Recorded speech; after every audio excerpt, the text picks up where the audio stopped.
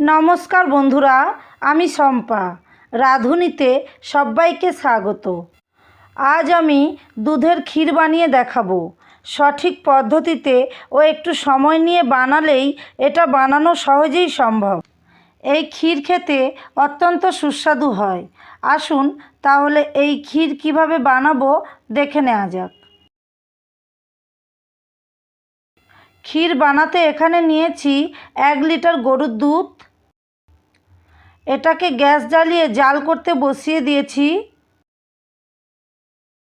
দুধটাকে বসিয়ে এইভাবে নাড়তে থাকতে হবে। তৈরি করতে একটু টাইম লাগে আর একটু ধৈর্য সহকারে এটা করতে হয়। এইভাবে নাড়তে থাকবো। এইভাবে অনবরত নাড়তে থাকতে হবে। সাইডে যে সর পড়ছে সেগুলোকে নামিয়ে দিতে হবে। দুধটা ফুটে একটু কমে এলে 50 গ্রামের মতো চিনি অ্যাড করে দেব আর 4টে এলাচ ফাটিয়ে দিয়ে দিচ্ছি। এতে ফ্লেভারটা খুব ভালো আসবে। এবার মিডিয়াম ফ্লেমে দুধটাকে ফুটিয়ে জাল করে নেব। এতে করে কালারটা খুব সুন্দর আসবে। হাই আঁচে জাল দিয়ে দুধটা কমিয়ে ফেলতে পারবেন, কিন্তু সুন্দর কালারটা আসবে না। অনবরত নাড়াচাড়া করে দুধটাকে ফুটিয়ে ঘন করে নেব।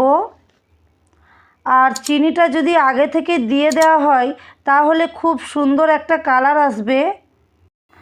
আর এই ক্ষীর তৈরি করার সময় কখনো নুন দেবেন না, তাতে করে খেতে একদম ভালো লাগবে না। দুধটা প্রায় 1 ঘন্টা মিডিয়াম ফ্লেমে ফুটিয়ে ঘন করে নিয়েছি। আপনারা চাইলে এখানে পাউডার দুধ ব্যবহার করতে পারেন। আমি শুধু এটা গরুর দুধ দিয়েই তৈরি করে দেখাচ্ছি। এই দুধের ক্ষীরটা খেতে অসাধারণ হয়।